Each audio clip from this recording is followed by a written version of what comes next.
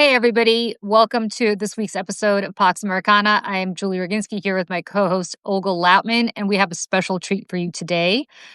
We have Ken Harbaugh from The Ken Harbaugh Show on the Midas Touch Network. But the reason Ken is here today is because he published an amazing column in The Atlantic, which we will link to when we send out the show, talking about what it's like being on the front lines of the fight in Ukraine. Ken spends an awful lot of time doing incredible work in Ukraine, getting supplies to the front lines and just uh, lending support, both military, I think Ken, right, and also just logistic to the fight in Ukraine. So, Ken, welcome to the show, and it's so wonderful to have you here.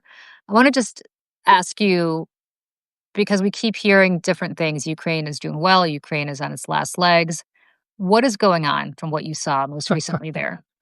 Well, Ukraine is definitely not on its last legs. It's hard to say it's doing well because it's a nation at war, right? And there is the apparent stalemate along the entirety of the front. But that's what modern war in the age of drones has become. It is impossible to move more than a few meters without getting hit. And I mean literally, if you are caught in the open, past the zero line in the no man's land, you don't have long, right? When I was embedded with this team, anything that moved in that death zone between the Ukrainian and Russian front lines was destroyed. And I even tell the story about a target that wasn't moving. They took this target of opportunity to destroy a Russian flag that had been raised above probably a former Russian position, but it is just absolutely lethal at that interface between Russian and Ukrainian lines, which favors the Ukrainians because the Russians keep trying to push forward and gain territory. They have this very backwards notion of what victory entails, and that is because they're living in a system in which they report to an autocrat who doesn't want to hear the truth. I mean, Olga, you know this better than anybody, but Putin has half a dozen people left who he can actually talk to. And so the Russian military literally uses infantry, and I've heard it described in exactly these terms, as human radar. They will send waves of men towards Ukrainian positions to see where the bodies pile up. And that's where the Ukrainian machine guns are. Meanwhile, Ukrainians are sitting back in fortified position, launching these first-person view drones and taking out any Russian that gets close, which I got to see very close up. I want to ask you because it strikes me from reading your article that Ukraine has an advantage in the fact that they're able to manufacture these drones that even we don't really have, and I guess the United States is looking towards Ukraine in some ways to see what the future warfare is going to be like. And people, right? People just manufacture these drones in their houses all over the country. It's pretty fascinating. My advice to military people from the U.S. going to Ukraine, especially generals, who I'm getting tired of, is listen. You have very little left to teach the Ukrainians about war. In fact, if we don't listen at that level, at the flag officer and general officer level, if the Pentagon isn't listening, and God help us given the leadership over there right now, but if they're not learning from what is happening in Ukraine right now, we are going to lose our next war. And you're right, the Ukrainians are all in. Milley has this famous observation that a nation goes to war to win it. Ukraine is a nation at war. Russia is just a military at war. But everywhere you go in Ukraine, people are invested in the fight at the front. They are making parts in their garages, in their kitchens. I got to see one of these makeshift drone factories, which was just a bunch of 3D printers spitting out parts for the next day's warheads. And by even conservative estimates, the Ukrainian economy, I put economy in air quotes because it's garages, it's kitchens, it's not just the warehouses and factories. They are going to produce 4 million drones this year to keep the Russians at bay.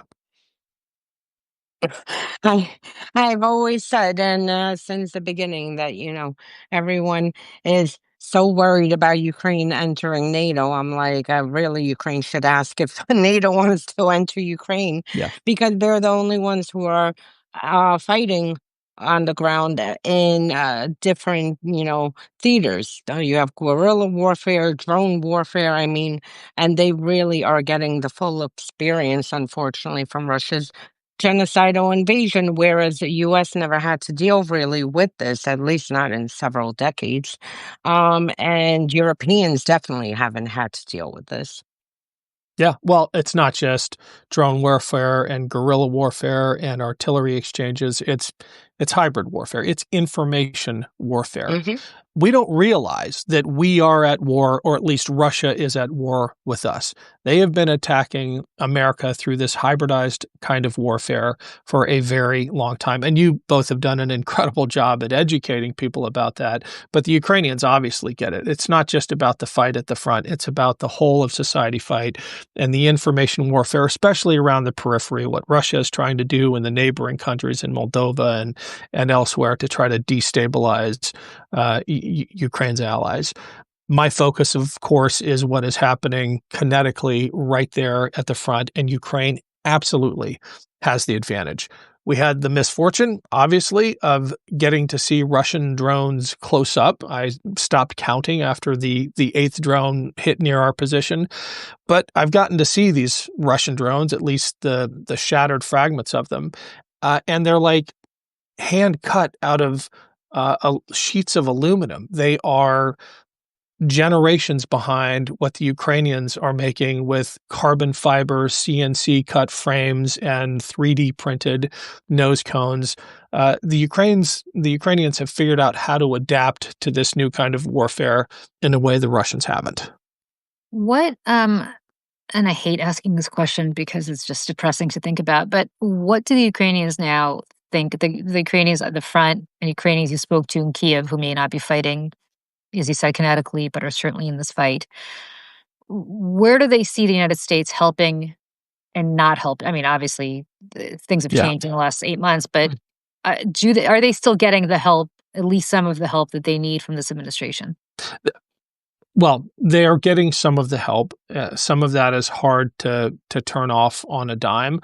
Although one of the things that Trump's betrayal, I don't know how else to describe it, his betrayal of Ukraine has led to is a certain self-sufficiency in areas where they used to depend on the US on. And Intel is a prime example of that.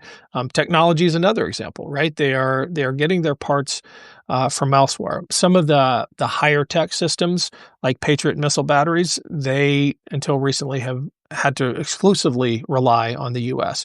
But in terms of long range strike, they just developed a long range weapon. Olga, you'll have to remind me of the range on this thing, but it's over 2,000 kilometers. It's an incredibly capable deep strike weapon with a multi-hundred kilogram warhead, and they're not having to buy it from the U.S. They're not having to get Trump's permission to buy it from an allied country. They are making it themselves. So they have figured out how to adapt to the Trump betrayal, although they still love it when Americans come. They still are welcoming and hospitable. And what's funny about not just Ukrainians, but anyone in a fight against a bully like Russia is that they understand American politics better than Americans do. So they understand that we have our own opposition here. They understand that not every American voted for Trump. And if there is a silver lining, if there's an upside to this catastrophe in American politics, is that after we get rid of Trump, you are going to see a Democratic Party, not usually the hawkish party, right? A Democratic Party that is going to have Ukraine's back for generations. I hope that's true, and I hope that there's a Ukraine to have a back Yeah. for by the Oh, time there will Trump. be. There Russia will, has tried for centuries. They didn't succeed, and they're not succeeding this time. yeah. So, What do you make of this? Ken, I know you got to go soon, but what do you make of this incursion into It wasn't an Poland? accident. It was No, not of an course. accident. There's no way that 19, or it might be up to 21 now, drones on separate tracks make that mistake all at once. I do believe, given the incompetence of the Russian military, that some of the previous one-offs may have been accidents. This was no accident. The Poles know it. American intel knows it. Donald Trump is just refusing to admit it. Every time something like this happens, he rushes to the aid of Putin. And it was not only not an accident, it was a test, a deliberate provocation, not just to test Poland's air defenses, which turn out to be pretty good, but to test our resolve. And we are failing that test. America is failing that test. Hopefully Europe rallies. But I think one of the things that is eventually going to get through to the Russians and to Putin is that Poland is not going to be bullied. I mean, they can, on their own, fend off this kind of aerial incursion. I would venture to say, given that their economy is approaching $1 trillion and with the aid of their allies, and given how degraded Russia's military is, thanks to Ukraine, they could probably take Russia on right now if it came to a ground incursion. The big wild card and the indispensable role that America still plays is the nuclear wild card. And one of the things that happen when you have a feckless, unreliable president is that decades-long assumption about nuclear deterrence evaporates. Poland has to be wondering, as do the other NATO allies, will we have their backs if there's a real Article 5 NATO test? Will that nuclear umbrella still protect the countries of Europe? And I don't think they can have that faith in America anymore, which makes the whole world infinitely more dangerous. Do you find that is basically what you just said? That spells out the end of NATO, that NATO may exist on paper today, but it's not really functioning as the organization that it was for the last 80 years? Sure. NATO could be described as a building in Brussels, right? It could be described as a command structure. What it really is that guarantee. NATO boils down to Article 5, which is that guarantee that an attack on any single member is an attack on all of them. And I think with Donald Trump as president, NATO no longer exists because they cannot count on that guarantee that America will have their back if they are attacked. And that's a massive tragedy. NATO is the most successful strategic alliance that has ever existed in the history of the world. And but for a feckless president and a compliant party that used to be the party of defense, we have given it up. Europe will have to fill in the gap, and I think they will. I have a question with as far as NATO. If NATO doesn't exist just on paper, Europeans have been discussing converting into basically what the KGB did, switch letters and was the same agency with a different name. They have been discussing creating their own European defense force, potentially Japan, South Korea, Canada would be added minus the United States. Do you foresee them being able to do this without the United States? Conventionally, yes. Tactically, yes. The big question is that nuclear deterrent, right? What about France? Well, some of these are nuclear countries, right? Right. France and Britain could provide that nuclear umbrella. They haven't agreed to yet. France has gone the farthest in saying it would consider it. But does it have the deterrence in depth like we do with an air fleet, with a ground-based fleet, and with a sub-fleet? France is building it. They have all those pieces, but is it enough to deter an aggressive country like Russia? We haven't gamed this out. And I would further submit that in any game theory, when you start to add that many players, it destabilizes it. The world was actually much safer when you had Russia and the U.S. as the only players around which you had to calculate this mutual assured destruction. Now that you have everyone else potentially getting in, now that you have, I guarantee you, Poland is thinking about getting nukes, right? Ukraine should have kept their nukes, or they wouldn't have been invaded. Taiwan is thinking about getting nukes. The minute you add that many variables to any game theory scenario, it becomes unpredictable. And the last thing I want to do is is live in a world where the nuclear question becomes that unpredictable. Well, and don't forget you have India and Pakistan Yeah. having nukes, and then, of course, the Middle Right. East. The Middle East will soon go nuclear if Iran's program has not been erased, which it sounds like it hasn't. That means that Right. Saudi Arabia will probably go nuclear soon, and now you're getting into a very scary scenario, but we don't have time to discuss all that. Next time. I don't know if you are both aware, but on Tuesday, the United States military flew an AWAC over Ottawa, the capital of Canada, and it might have been an accident. In light of what we've heard from this administration, it might not have been an accident. Ken, what do you make of that? Um, let me dig into that one. I have been in situations, granted, they were more frenetic wartime situations where aircraft, never one I was flying, but aircraft, we were in the same package together, veered off course. But in this like peacetime permissive environment to stray that far off seems calculated. And if not, somebody's got to lose their job for that.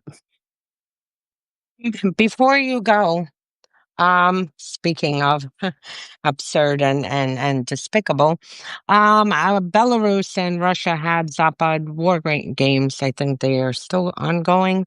Apparently, U.S. was invited as a guest, and U.S. military people did attend. Probably the first time, and I can't even remember when, if it ever happened. What do you make of that? I And think this is we, and this is not to mention days after Belarus was used to launch some of the drones into Poland. yeah, look, I'm not surprised. I'm not surprised given how sympathetic our president is to Vladimir Putin and autocrats in general. He aspires to be like them. I think his biggest regret about that meeting of the supervillains in, was it in China, with Yeah. Modi and Xi and Yep. Putin and Kim Jong Un, right? He was there as well. Was Oh, that he not. I mean, wasn't there was invited? there's a whole. It went beyond that. I mean, there were NATO partners there. There were former Soviet Republic leaders there. There were the president of Iran was there. I mean, this was Yeah, and yeah. Australia. Yeah. It was a James Bond-esque supervillain convening, right? And Donald Trump's, I think what upset him most was that he wasn't invited. I absolutely. We've said that. We have said that all Yep. along. That he was paying attention because he was not invited. And if there's one thing, I can't speak to Xi, I'm not a China expert at all, but if there's one thing that Vladimir Putin knows how to do, it is to fuck with Donald Trump's head. Yeah. Sorry about my language, but it's true. And this was a great way to do it, where he went to Alaska, met with Trump, God knows what they said in the Beast for 10 minutes when they were alone.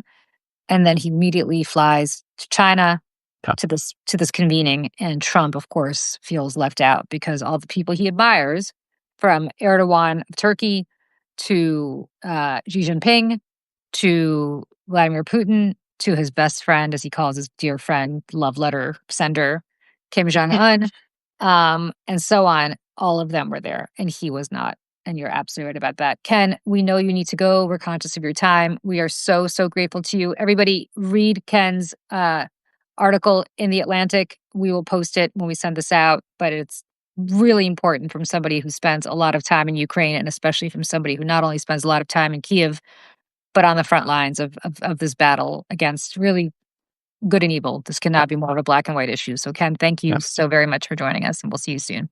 Thanks for having me. Thank you. Yeah, of course. Thank you. Bye-bye. Bye. Olga, I want to talk to you about what happened yesterday.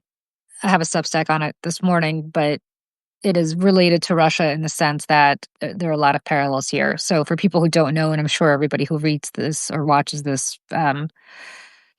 this live with us is aware, last night ABC pulled Jimmy Kimmel off of its network.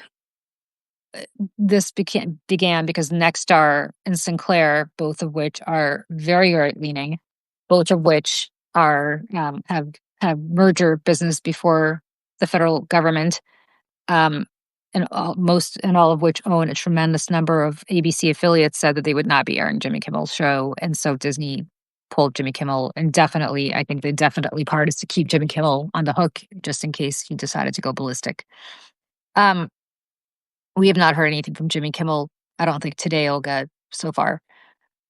The part that I think most people missed, and I urge you to read my Substack on it today because I go into it in depth, is that Trump tweeted out, or not tweeted, he doesn't tweet, sorry, he truthed out something that I think is important for people to be aware of. And this is what he said. I am pleased to inform, this is after he did a little victory lap about Jimmy Kimmel. And this was, again, in the middle of the night in Windsor in the UK, where he was spending a few days with the British royal family, which I find hilarious because the King of England, who's a descendant of George III, actually has less power than the Supreme Court gave the man who has the presidency as a result of the fact that this country did not want to submit to a monarch. But that's neither here nor there.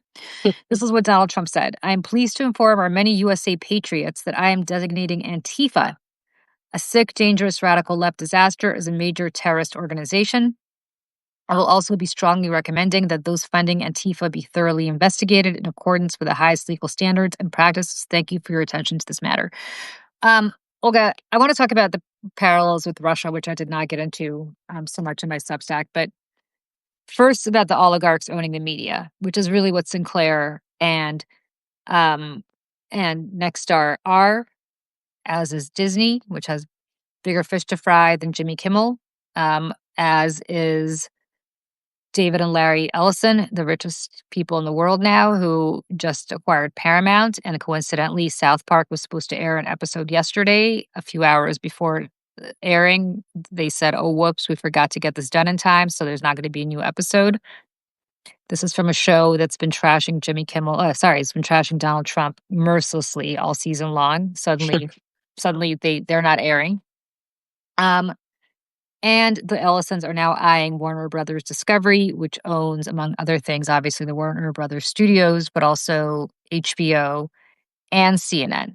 If they acquire CNN, you can bet that Anderson Cooper will be no more, and you'll have the Scott Jennings show, or more likely they're going to find somebody from Fox much more talented than Scott Jennings and put him on in prime time, or her on in prime time.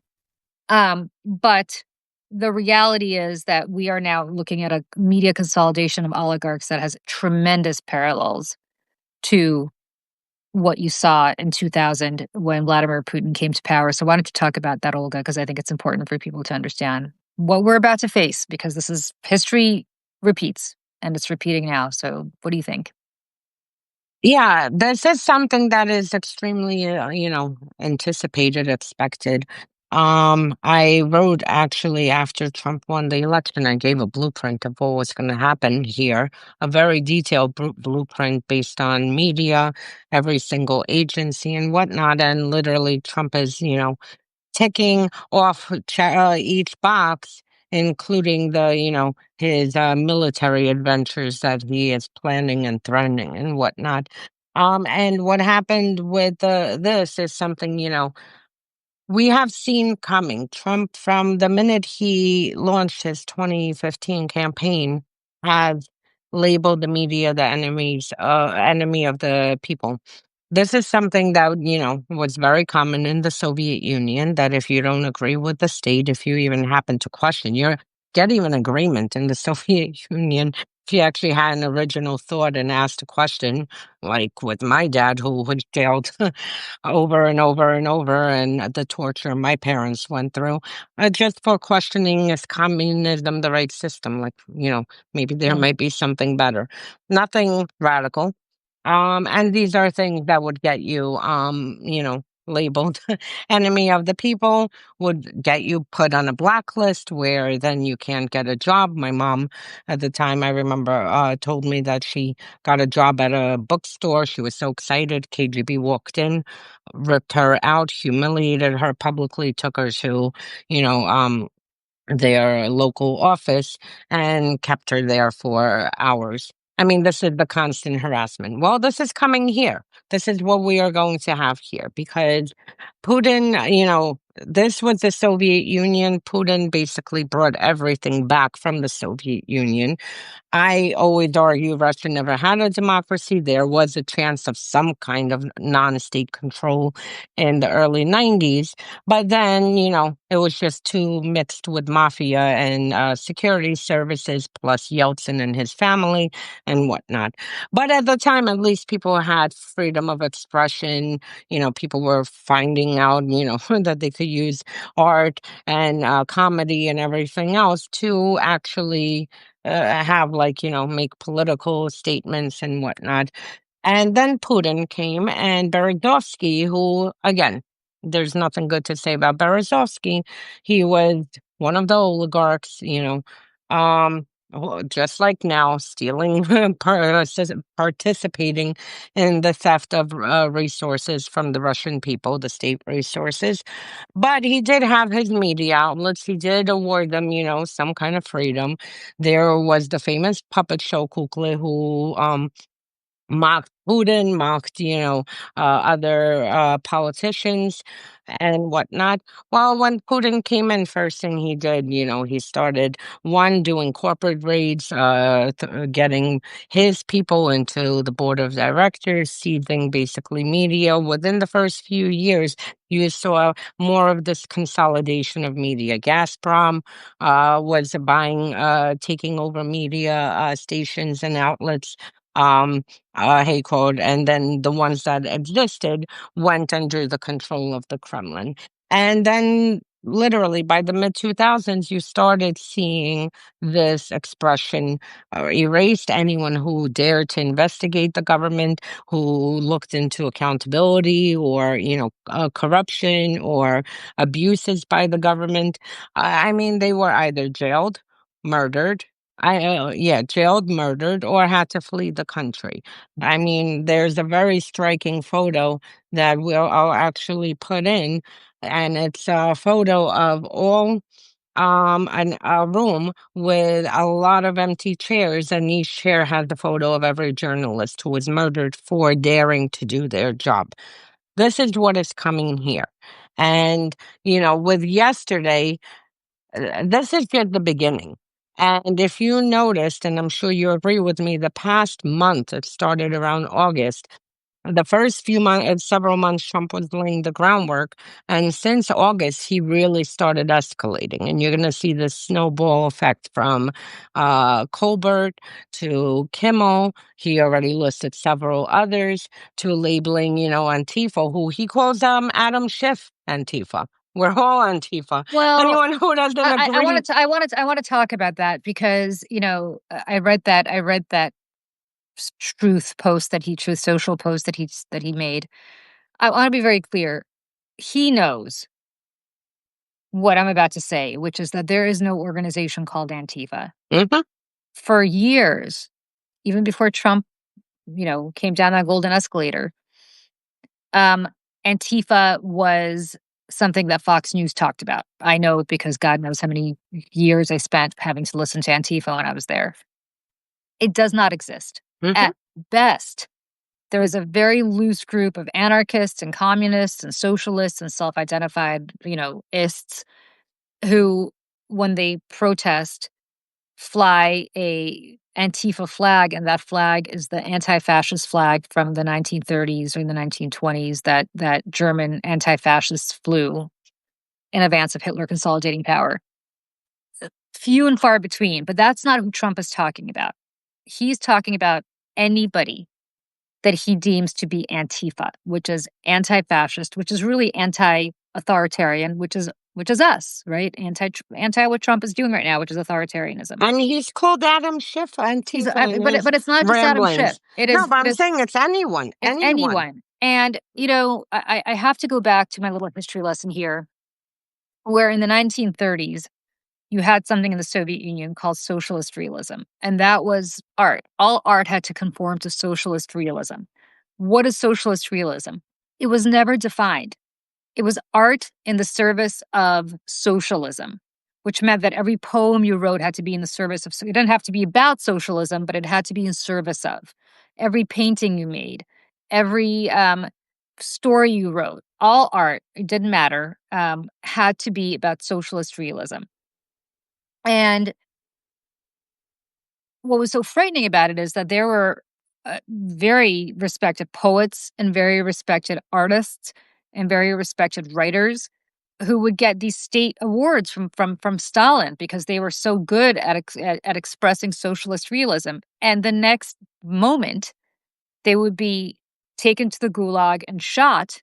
Musicians too. I mean, a lot of musicians taken to the gulag and shot because they did something that was anti-socialist realism, and one day either Stalin or any of his henchmen woke up, read it, and said, "Oh no, this," or listened to a symphony that was written and said, "No, this symphony doesn't sound like it's socialist realism to me." I don't even understand how music can sound bourgeois versus socialist realism. It's stupid.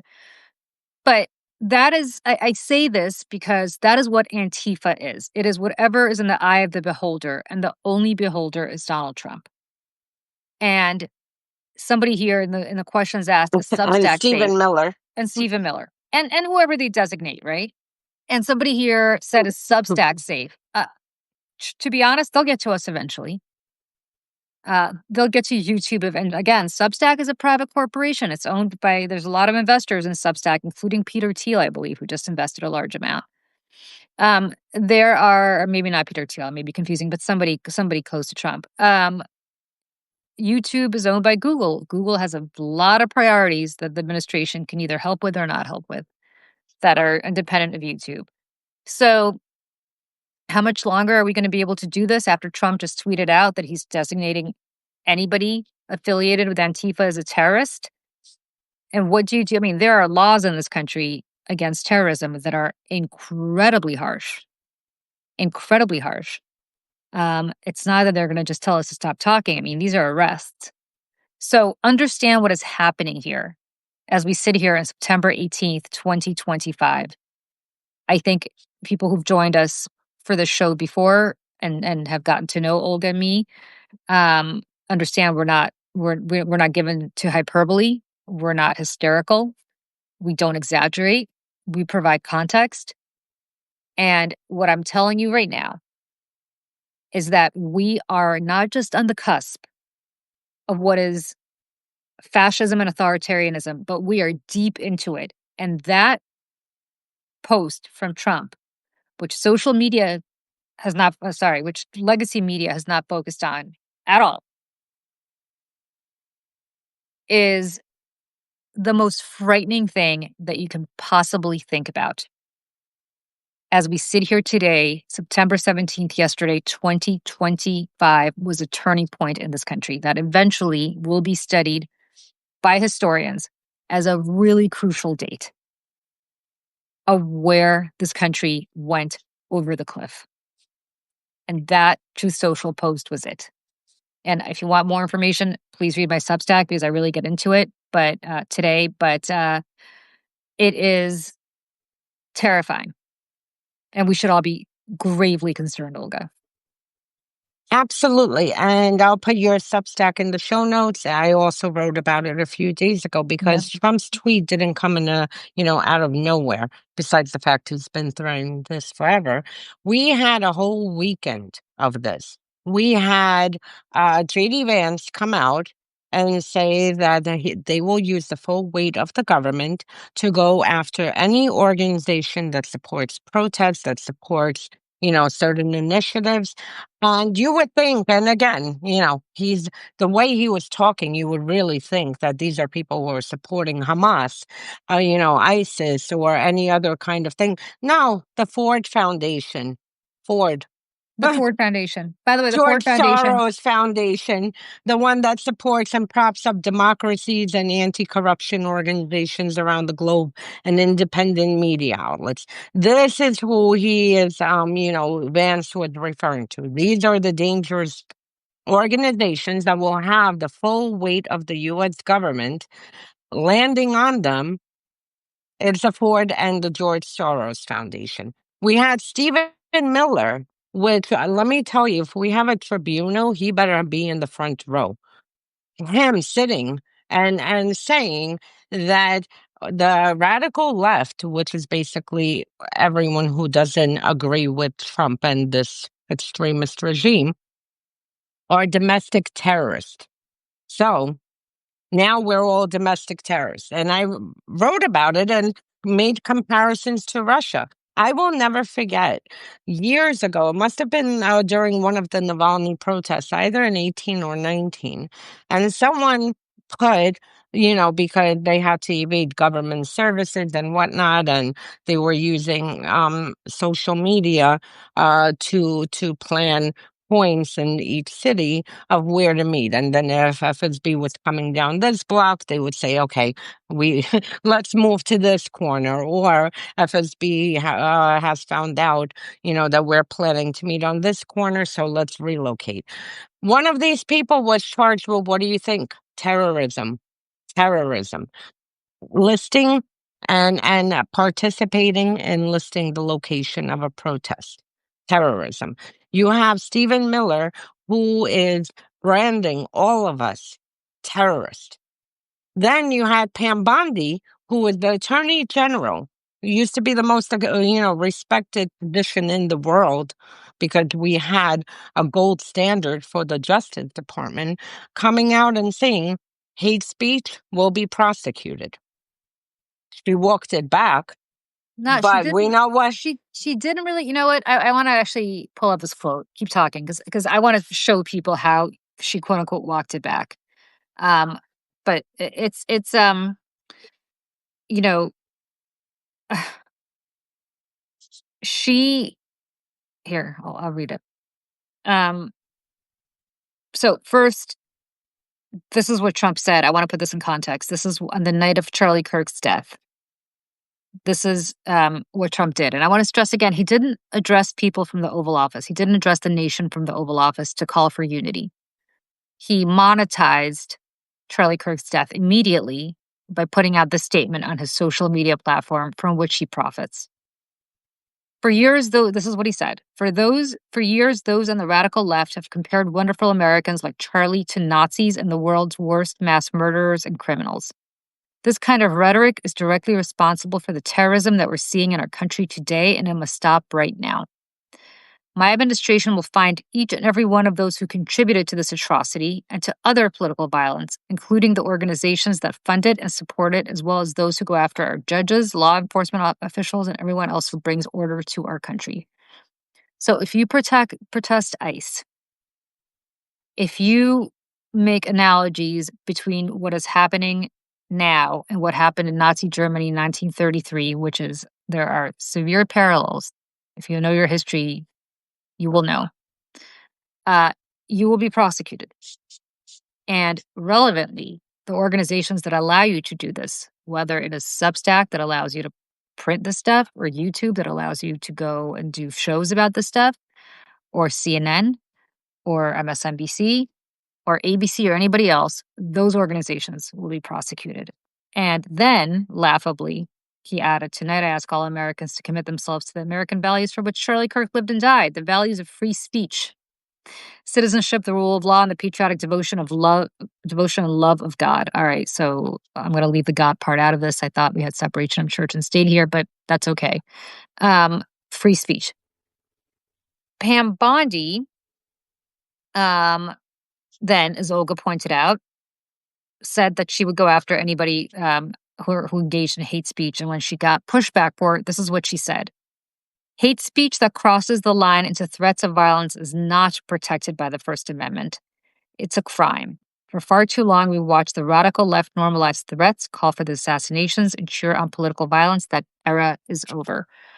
To me, that's not really walking it back so much, because she is right. If I say I'm going to go to your house tomorrow at 2 p.m. and I'm going to kill you, that is not protected speech. That is a crime. That is political violence that the cops will arrest me for saying. If I say that I really don't like you and I wish you would die, that's protected speech. It's not nice. but it's protected speech.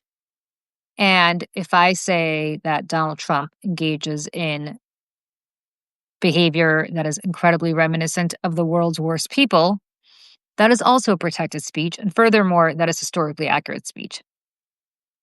But reality no longer has any basis here. And you will better bet that this Supreme Court will find any loophole. They will, as I said on my Substack, they will make a pretzel look flat and the contortions they will create to try to jam this statement by Pam Bondi into what they say is a legal precedent. This is a show that focuses on foreign policy. But the reason I think Olga and I felt so strongly about talking about this today is that the parallels that we see between the Soviet days, between the rise of Vladimir Putin, between what Putin did in 2000 and what is happening now, it is accelerating here at a much faster rate than it accelerated in Russia.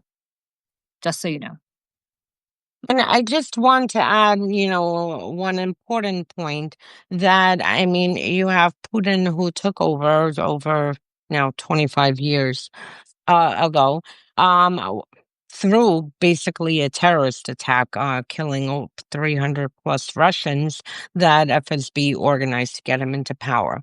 Since then, Russia's security services have orchestrated so many false flag operations to crack down on, powers. So it's not even anything that happens. If there's a legitimate terrorist attack, they use this event to see how they can stretch their powers and crack down more.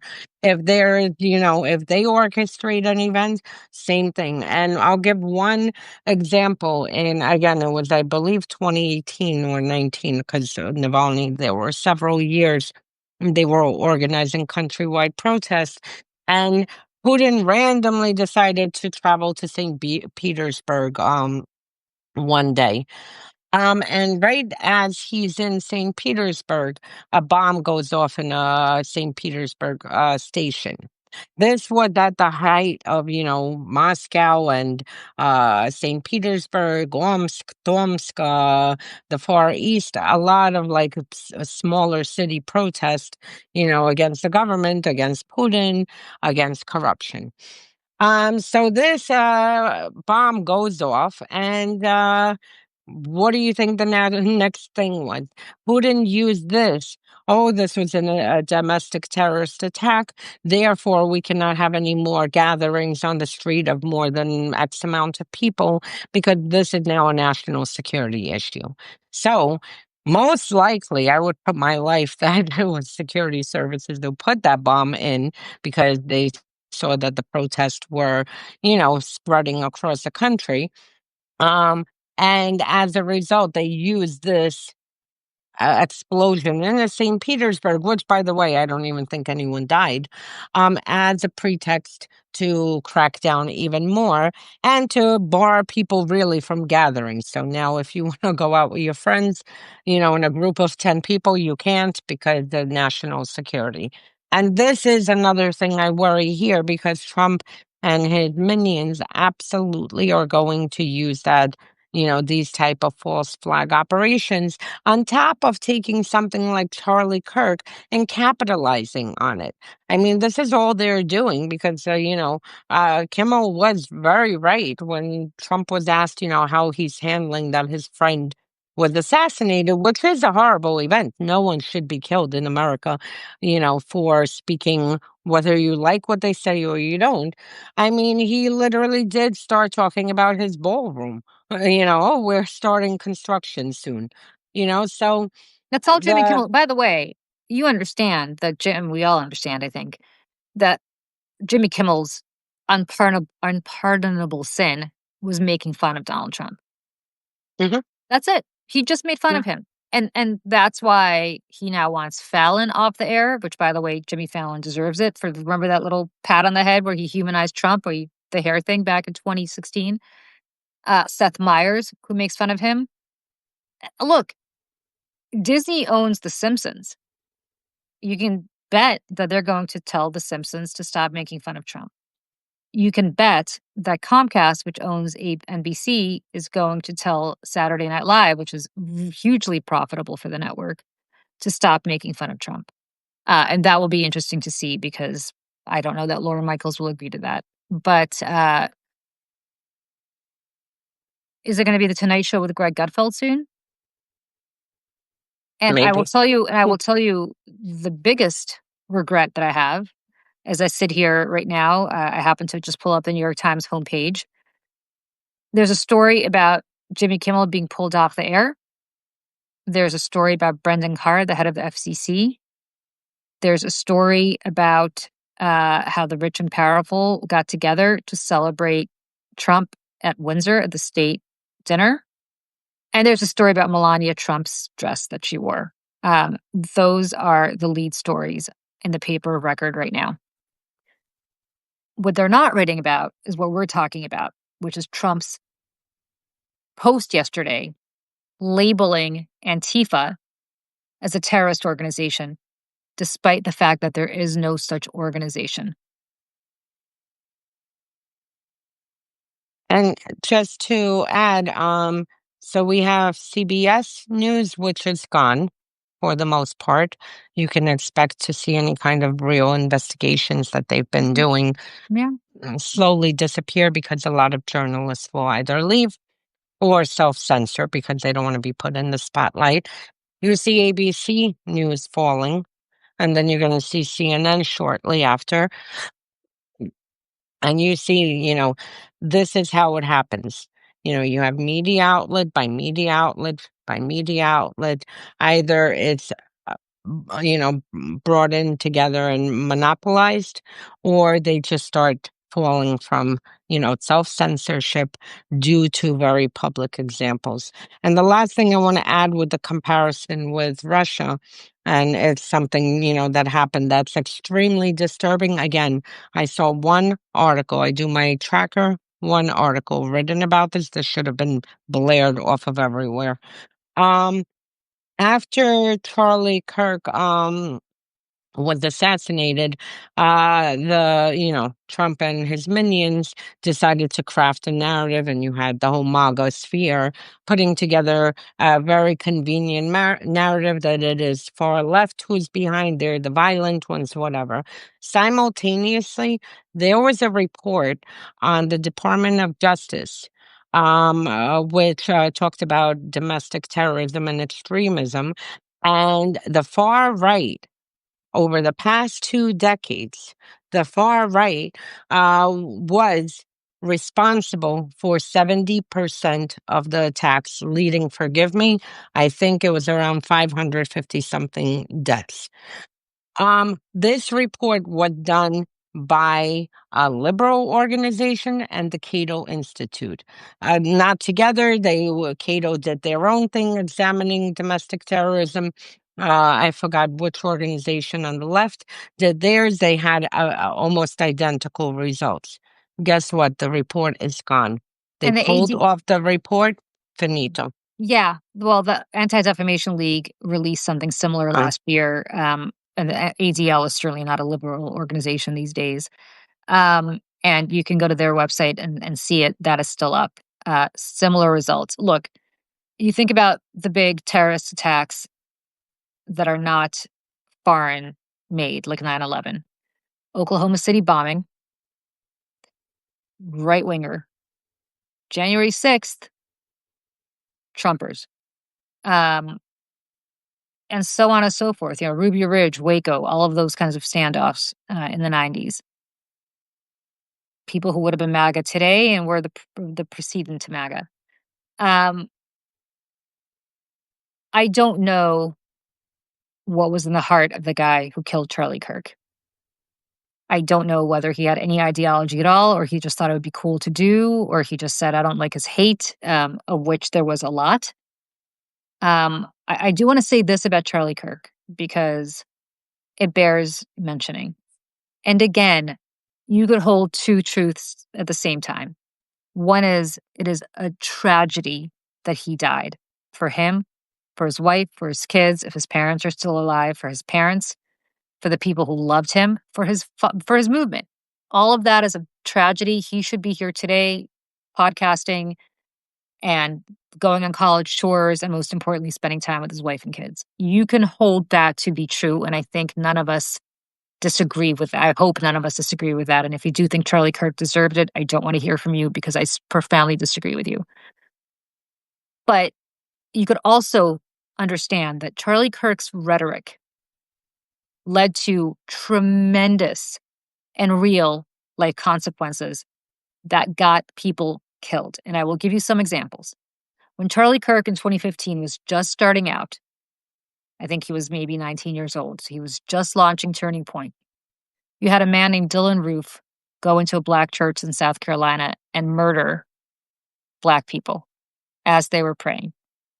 He was a big proponent of the Great Replacement Theory, which was that Democrats or whoever, Jews, were bringing in people of color into this country to replace white people.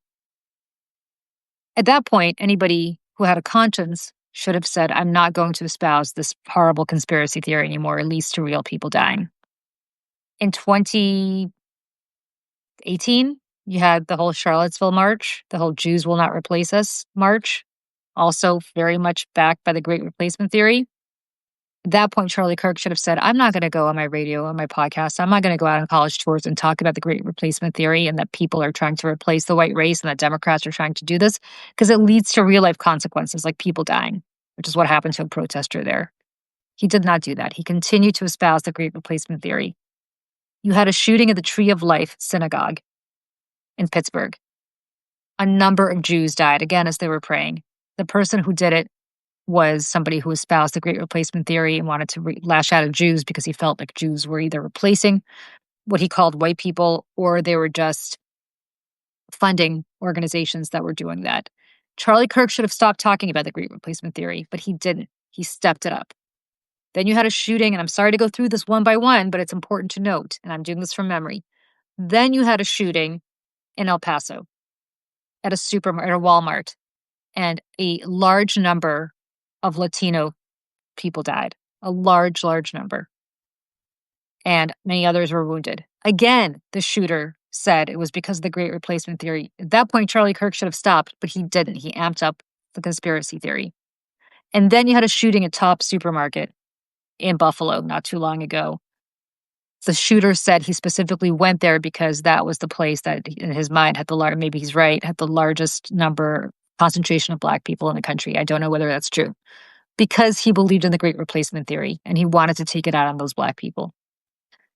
At that point, Charlie Kirk should have stopped talking about the Great Replacement Theory, but he amped it up even more. As recently as last month, Charlie Kirk was talking about how white people were being replaced by black people and Latinos, and the Jews were doing this, and this is all awful. And what I'm saying to you is that is hate speech. There's no two ways to look at it. Did it lead directly to inspiring those people who committed those crimes to kill? I don't know. But he did it, and he continued to do it. And it inspired somebody, in fact, inspired a generation of people to believe in this stuff. And that's hate speech. And yet, we are a country that now expects Jimmy Kimmel to not only apologize, but as Sinclair said, if he ever wants to go back on their air, he not only has to apologize for what he said about Charlie Kirk, although he said nothing, but he has to give a significant amount of personal money to Turning Point USA, the hate group that Charlie Kirk established, as penance. This is the Spanish Inquisition, my friends. This is what the Spaniards would do. They would go to Jews and they would say, convert or be killed. They don't really care if the Jews believed in Jesus Christ, but they had to do the show. They had to convert. I mean, they cared eventually, but originally they just didn't. They just needed them to do it. So Jimmy Kimmel is now supposed to become everything that he stands against, which is a donor in word and in deed to Charlie Kirk and his cause.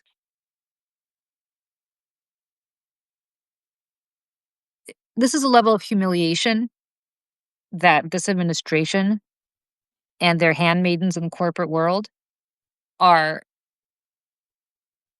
forcing upon people that they consider to be, and again, Antifa. because we stand against this kind of stuff. We stand against fascism, which is what this is. We stand against authoritarianism. Yeah. It is not enough that we say it. They need to humiliate us. And if they are not done with humiliating us, they will eventually incarcerate us. We have seen this movie before. Olga, I will tell you right now, the most traumatic experience of my life, I've said this before, was leaving the Soviet Union as a child. I cannot describe to people who haven't gone through it. I am sure your mother can attest to the same thing. It is a deeply terrible experience. And you do it only if you are desperate, because the alternative is so much worse than this alternative, which was not great. It was not great to go through. And I'm telling you right now, what is happening in this country is what your mother fled and your father fled and I fled and my parents fled.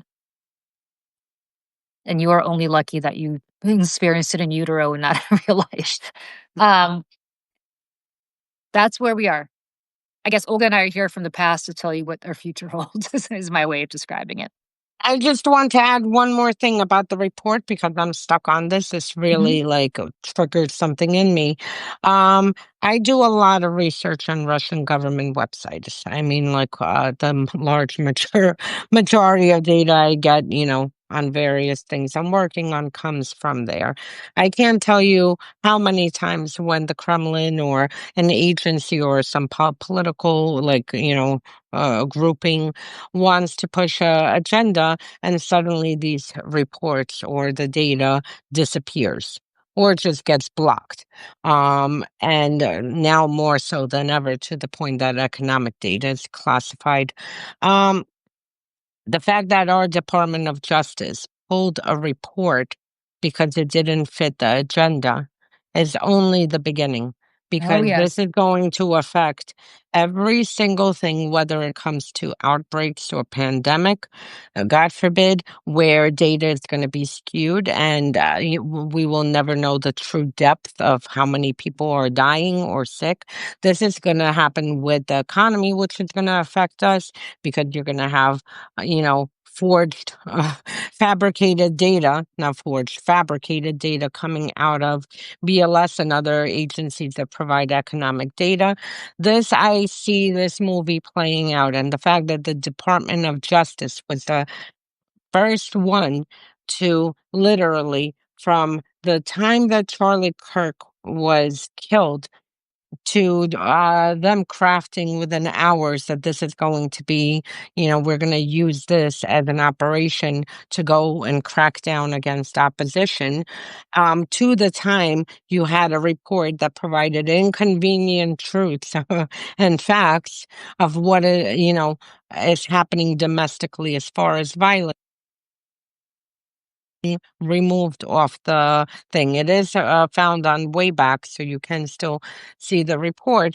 But this is an extremely disturbing pattern, because once the government starts either altering data, fabricating it outright, or pulling data and delivering what they want that fits their agenda, this is not going to lead anywhere. And we're still going to feel it, because if there's, God forbid, outbreak of some disease, being that no one's going to be vaccinated, we're going to see our neighbors dying. I mean, this is not something that you can hide, just like in Russia, no matter how much. I remember, I think it was maybe a year into the pandemic, they only had, I believe, like 4,000 people who died. I was watching and documenting, and half of my uh Twitter feed at the time was documenting how many ambulance queues, 7 to 8 hour queues, to get in to a hospital. People in front of the hospital and in ambulances dead of COVID as they were waiting to get to the hospital, happening across the whole region. And the government had the nerve to tell people that barely no one died, just like now you have 1 million plus, uh, you know, casualties on Russia's side in their genocidal war. If you look at the official numbers of what's coming and what's documented officially in Department of Defense, I don't even think it's 15,000. I honestly, they had to shift it only because one of the um, Russian outlets insider came out with a detailed of one certain event where it was several thousand people, and they had to upgrade it from a few thousand to over 10,000. This is their official death toll of the past 3.5 years of the full-scale invasion, when in reality, every single agency, including ours, has concluded it's well over 1 million. So this is why that report and its disappearance, on top of 1 million other things, really triggered me. And we really, really, my one thing, you see something, document it. Make sure you way back it, document it, make sure that we don't lose record of this, because they will erase everything in front of our eyes. Our memory is all we have. And when this is all over, the records of what they're doing will be destroyed on their way out. Because that's what authoritarians do when they fall. Which is why the records on Ivana Trump in Czechoslovakia were destroyed on their way out the door. Why so many records from the Stasi were destroyed in East Germany, and certainly KGB records are incomplete, to say the least, after the fall of the Soviet Union. We say this, I think, to let people know that they will do that here. So preserve your own records while you can. Preserve your memory. We're in a very dark time, and it accelerated tremendously after Charlie Kirk's death. And this administration lives by the maxim that out of chaos comes opportunity. I don't know that they welcomed Charlie Kirk's death, but they certainly took advantage of it incredibly quickly to accomplish in a week what they were leading up to accomplishing for 8 months prior. So, Olga, anything else? Or I think we're going to... And just to add, with everything happening, we can't forget that the occupation of cities is growing, because that was the main story prior to the past week. We are still, have a military occupation expanding across the country. Don't forget, I'm sure you will see military in a neighborhood near you.